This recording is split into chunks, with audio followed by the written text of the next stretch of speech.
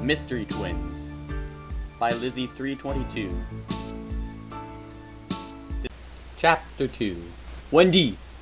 The red-headed teenager raised her head, already halfway out the Mystery Shack's door.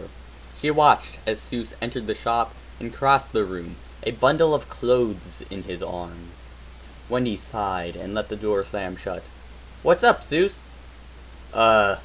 Sorry, Dcat, but Mr. Pines said he wanted you to take these clothes to the kids." Seuss held out the clothes expectantly, offering a slightly strained smile. "What? Why me?" Wendy accepted the clothes tentatively. She knew she would have had to introduce herself eventually, but she was already on overtime here, and those kids didn't look emotionally stable enough to handle another introduction. Hell, hadn't the girl already burst into tears within 10 minutes of being in the house? "Well, Mr. Pine said he needed to go on a food run or something," Seuss explained with an unhelpful shrug. "He wants you to bring them clothes instead, since Dipper probably won't, sock you or something." "Sock me? Seuss, you know no one can sock me without also ending up with a black eye," Wendy replied bitterly as she shifted her hold on the clothes. "Besides, why would they try hurting Stan? They looked like they could barely hold those bags of theirs." "Yeah, well, Stan said the kid's, crazy protective of his sister. Maybe seeing a teenage girl closer to his age than some old man will put him more at ease or something. At least that's what Mr. Pine said." Wendy frowned, looking down at the clothes, which were obviously items Stan had picked out from the lost and found bin earlier. They were freshly washed, neatly folded, smelling slightly of lavender and surprisingly soft. As much as she wanted to get home already, she had to admit she was very curious about these kids. Maybe some new clothes would help them settle in. They definitely didn't look like troublemakers, and she really couldn't envision fighting either of them. All Wendy could compare them to were scared mice, timid and afraid, and trying to remain as inconspicuous as possible. Tired of being bounced from home to home?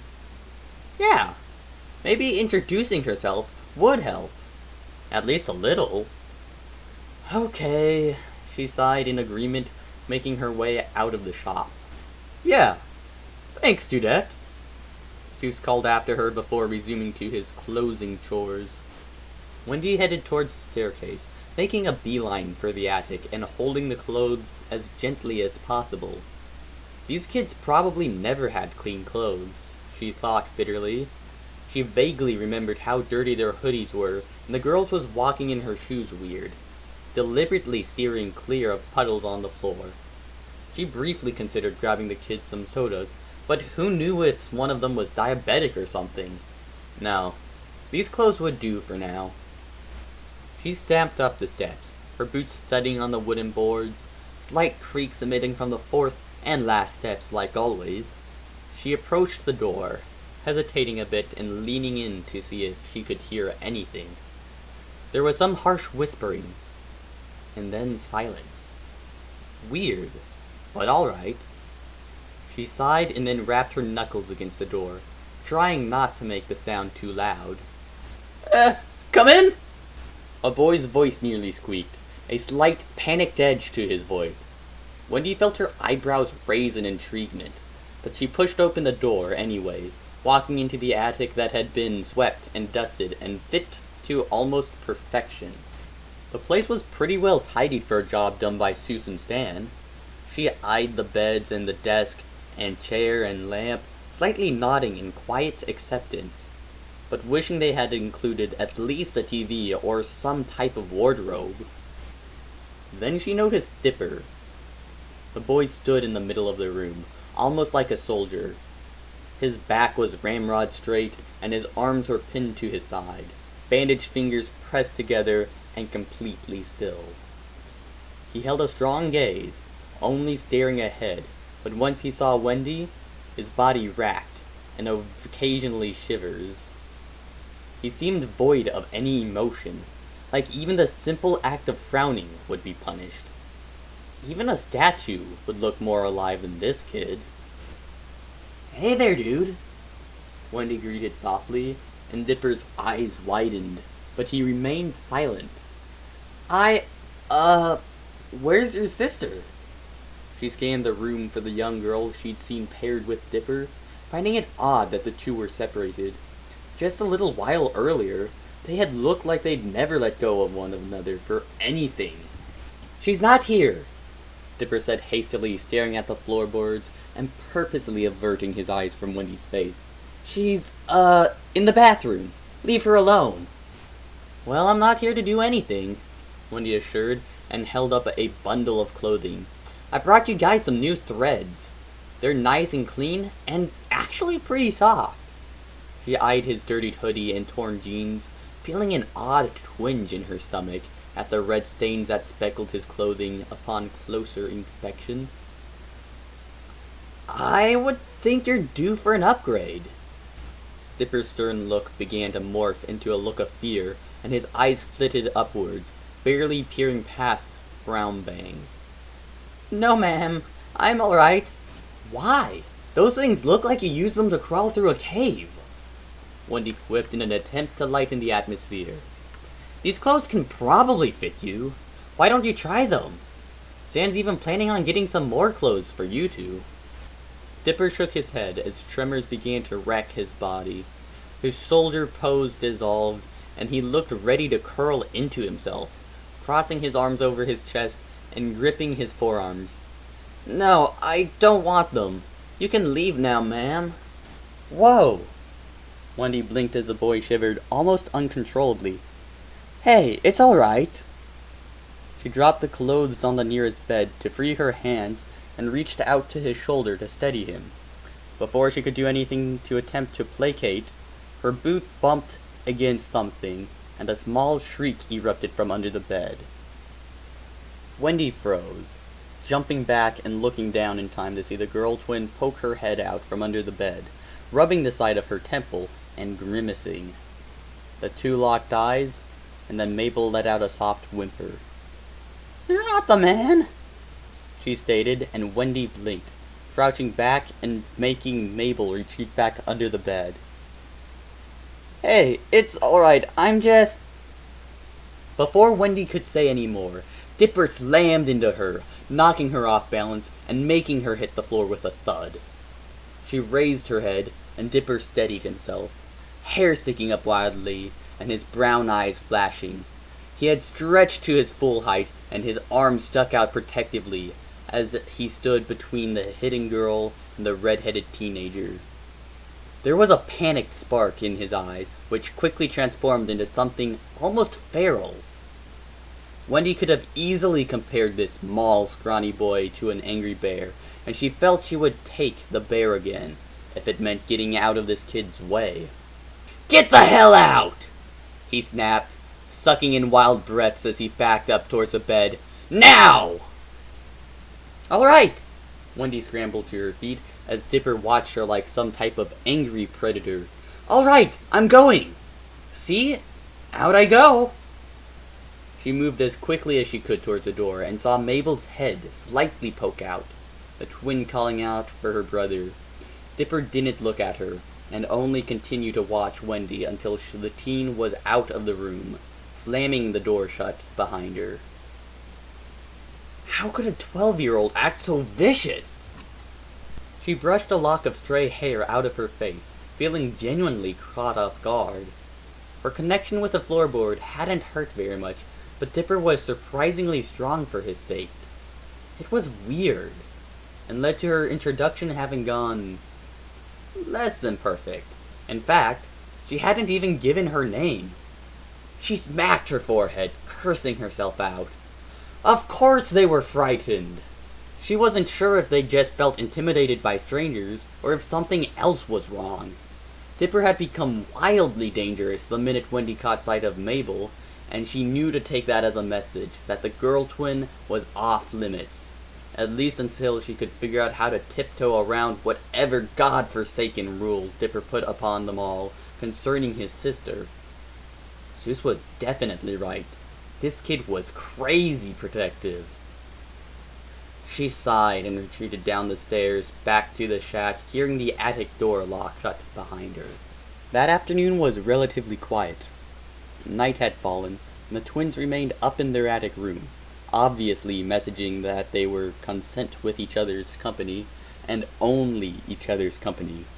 Regardless, Zeus had attempted to deliver a plate of mashed potatoes and macaronis and cheese, Stan's idea, but Dipper had refused to open the door. The plate was probably still sitting in front of the door, untouched. Sue set about sweeping the kitchen, just for something to do, and then the front door swung open.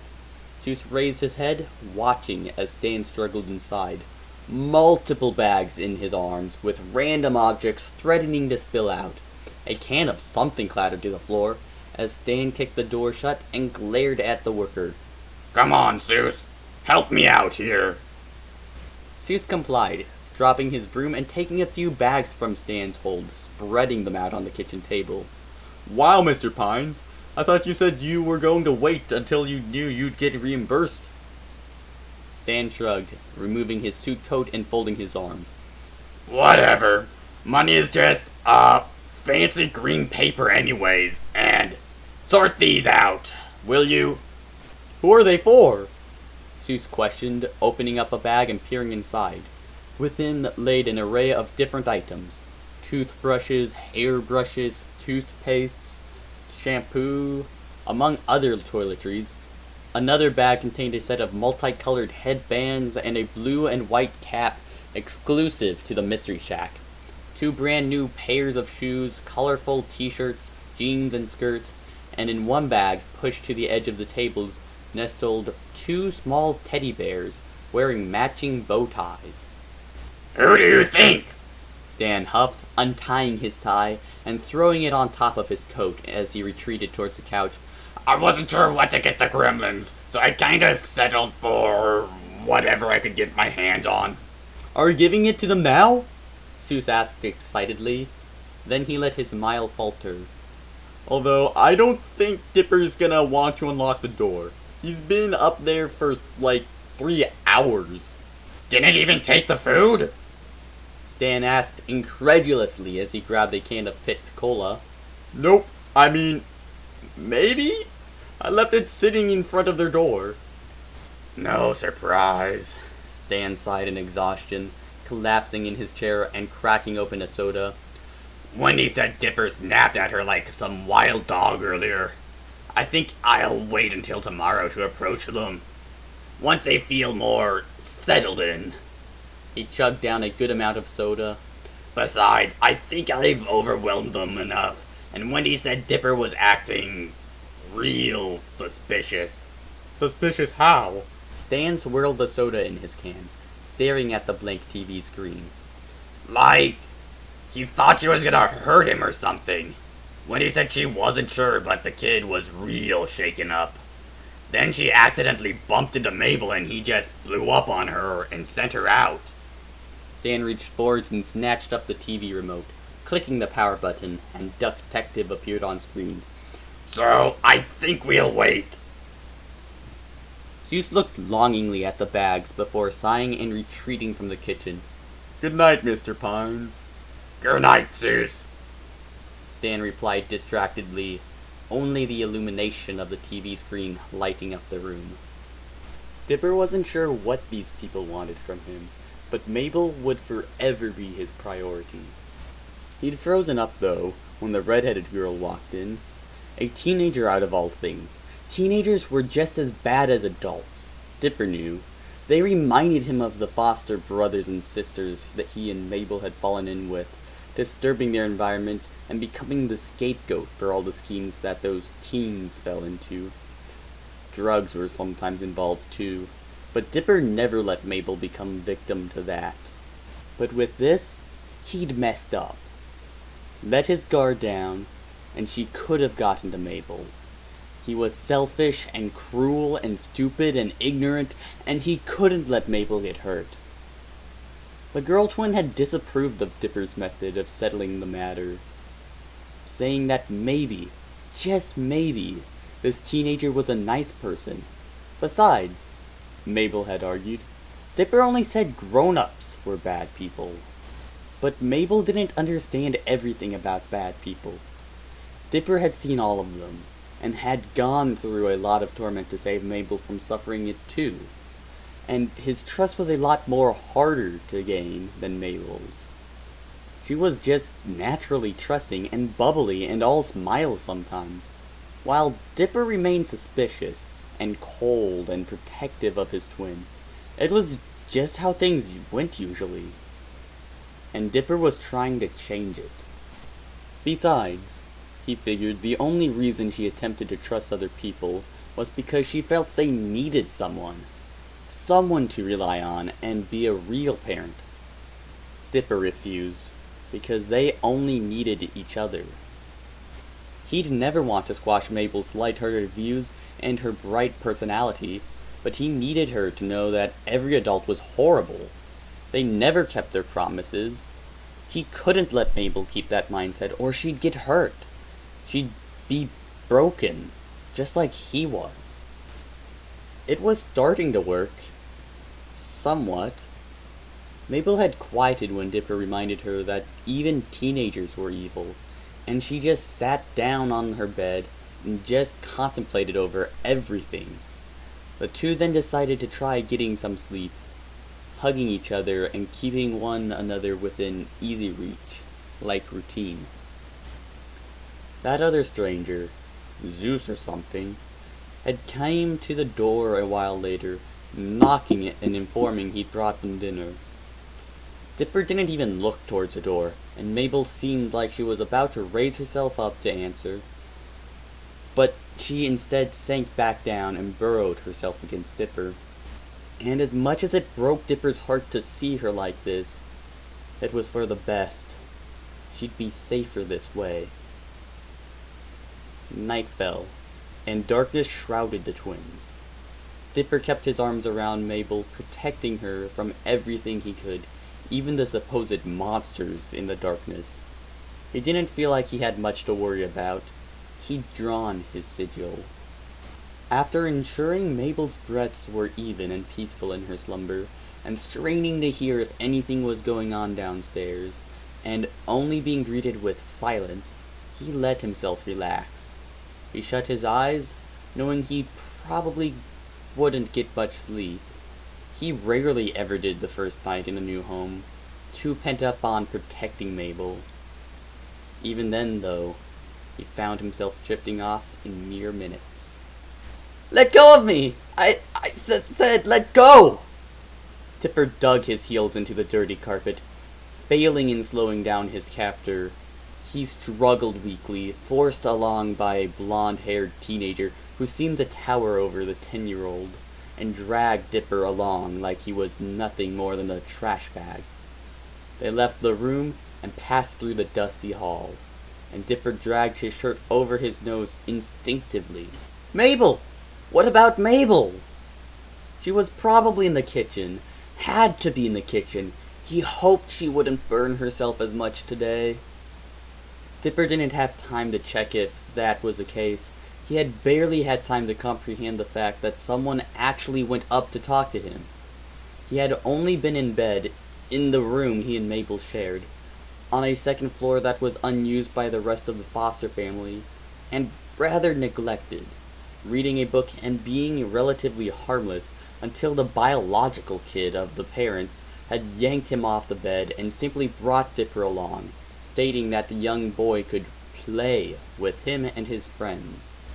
Dipper didn't even know the teenager's name, and when he had tried to introduce himself and Mabel only a week prior when they first arrived, the boy had only glared in their directions, like he and Mabel were scummy thieves that slunk into their home.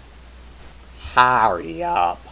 The teen tugged at Dipper's arms far too harshly, and the young boy yelped, hearing a loud, unnerving pop and feeling a fiery pain spread across his body. They reached the set of stairs, and Dipper scrambled to hit the right steps as the teen took them two at a time, laughing as Dipper smacked his arm against the wall and practically tap danced down the steps to avoid making the bruises on his face any worse. "Yo, Dad!" the teen called as he dragged Dipper to the front door. "I'm taking the boy runt! See ya in a few!" Dipper didn't know what a few could mean. Minutes? Hours? Days? weeks even? No.